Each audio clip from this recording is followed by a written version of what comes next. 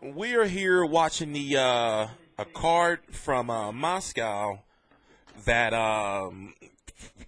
probably the craziest knockout of the year. Edward Troyanovsky. He is now the former 140-pound champion of former IBF 140-pound champion of the world. Remember, he has that title that Lamont Peterson lost basically because of inactivity, and also, you know, him taking the Danny Garcia fight and basically not fighting whoever his mandatory was at that time, which could have, I forgot, but which could have very well been Troyanovsky. So he was knocked out cold, mean, straight on the button, left hook. Until it was one of those knockouts where he was down, but his hands were still up, you know, and he was like, he did a little like swim type motion.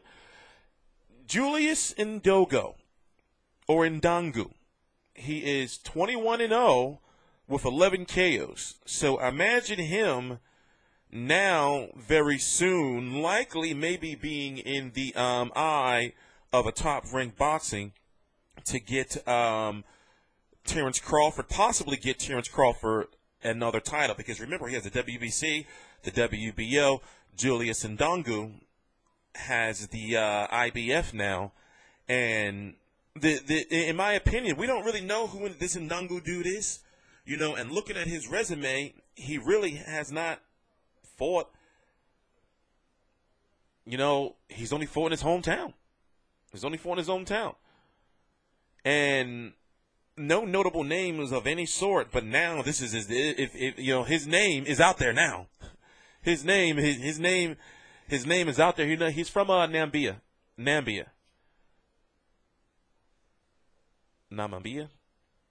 Why am I? No, I'm butchering that name. But anyway, you know, this is big news. You know, Troyanovsky was being looked at as like a future opponent for a lot of guys at 140 pounds, and he was ranked exactly at the bottom, number 15, by the IBF.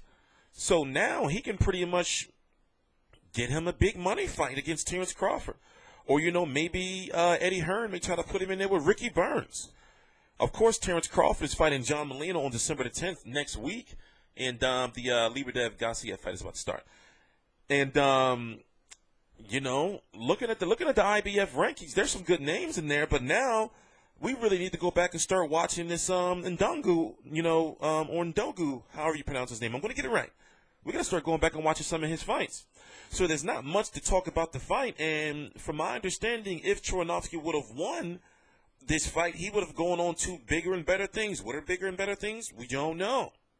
But remember, if you're an IBF champion, they're the most strict of all the boxing organizations, so he would have had to fight somebody in the top 15 or fight a mandatory, and he just fought somebody in the top 15, ranked number 15 in Julius Ndangu.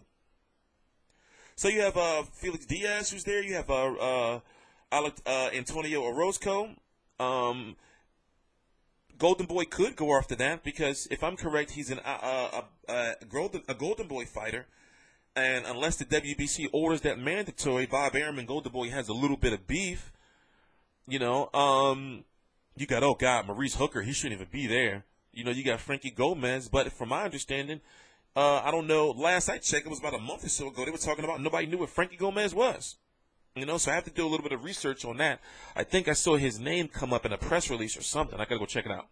But anyway, yeah, big news. Julius Ndogo now is the 140-pound champion of the world. Remember, this lineage of this 140-pound championship goes back, you know, all the way to before him. Okay, it was Ndangu, Troyanovsky, Lamont Peterson, and then for some reason the IBF allowed Lamont Peterson to hold on to that title, you know, for so long.